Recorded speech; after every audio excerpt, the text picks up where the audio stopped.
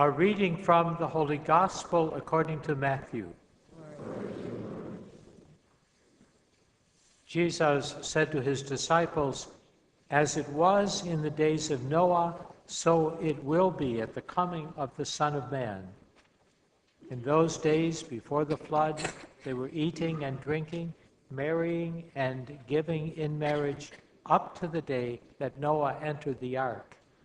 They did not know until the flood came and carried them all away.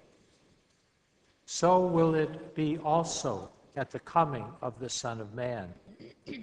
2 men will be out in the field, one will be taken and one will be left. 2 women will be grinding at the mill, one will be taken and one will be left.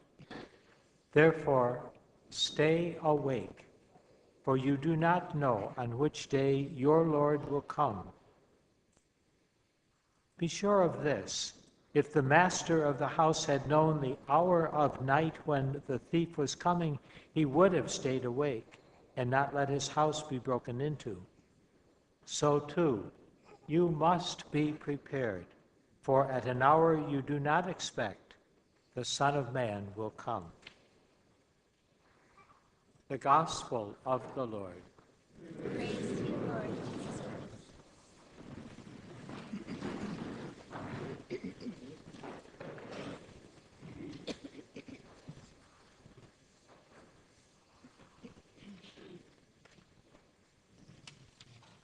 The Church makes a very smooth transition from the old liturgical year to the new one, which we begin today. The last 2 Sundays, we have focused on Jesus coming at the end of time in the final judgment. And we hear that one more time today. And then next week, we will begin our preparation to welcome Christ in feast at Christmas. So let's take a look at the readings. From the prophet Isaiah in the first reading, we have the description of the judgment in which nations shall finally beat their swords into plowshares and their spears into pruning hooks. One nation shall not raise the sword against another, nor shall they train for war again. This vision of perfect peace will come finally with the peace and justice that God makes possible when this world is coming to a close. But that doesn't mean that those of us now should not work for that justice and peace. We try to make as much of that possible now as we go forward, preparing for Christ's coming at the end of time and also for his coming to us in feast this year and this Advent season.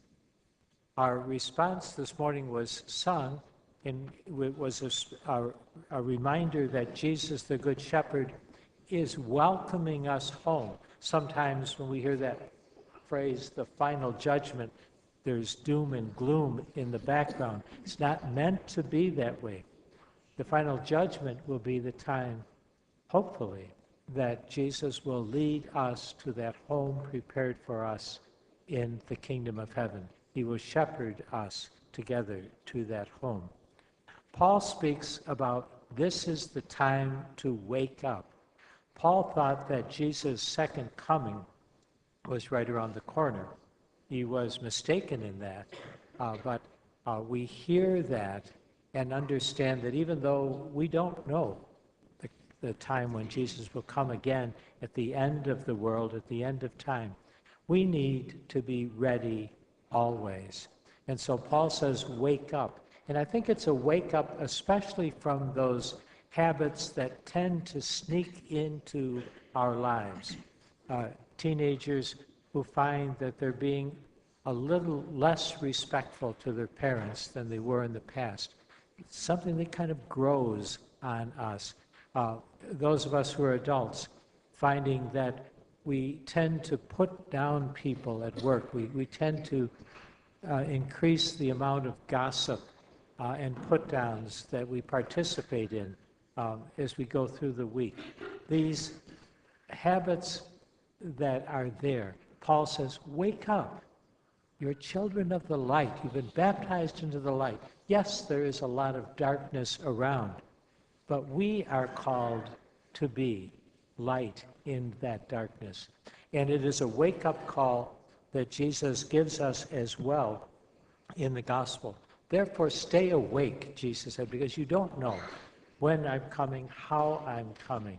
And that applies equally whether we're thinking of his coming at the end of time or the ways in which Jesus comes to us in the everyday and in this new year of grace that we begin this morning. Now, all of this is a perfect background to the word of our Holy Father, Pope Francis, in his first apostolic exhortation. The entire text is not ready as yet. I'm looking forward to it, but I know that you have heard parts of that, and I have just pulled out a few phrases, and they're not in any kind of logical order, but what it strikes me is that Pope Francis is saying exactly what Paul and Jesus is saying to us this morning. Wake up. Look at the possibilities. Look at the church with fresh eyes.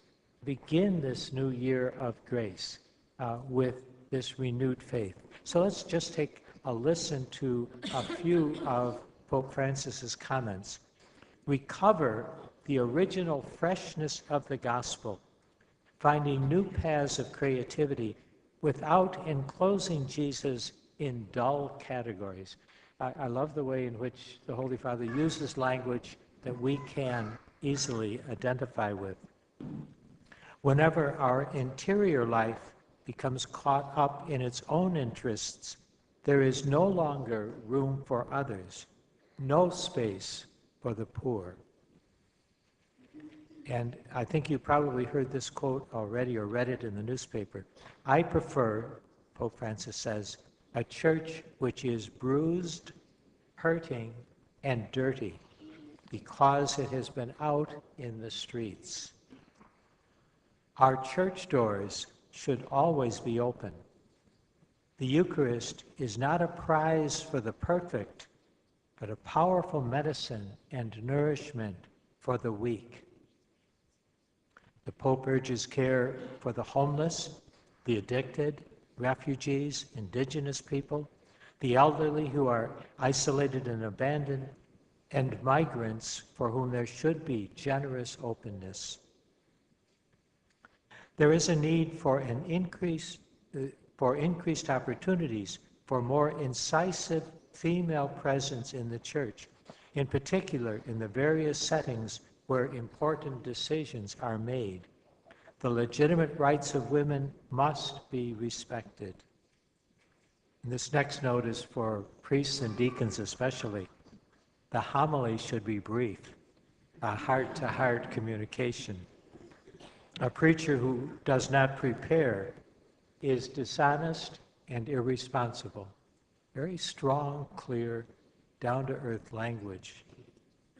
And finally, this is the invitation that the Pope gives to each and every one of us. I invite all Christians everywhere at this moment to a renewed personal encounter with Jesus Christ, or at least an openness to letting him encounter them. I ask all of you to do this unfailingly each day.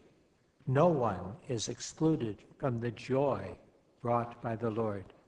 What a wonderful invitation with which to begin this Advent season. Let us each day try to make that personal contact with the Lord Jesus Christ as we prepare for his coming now and at the end of time.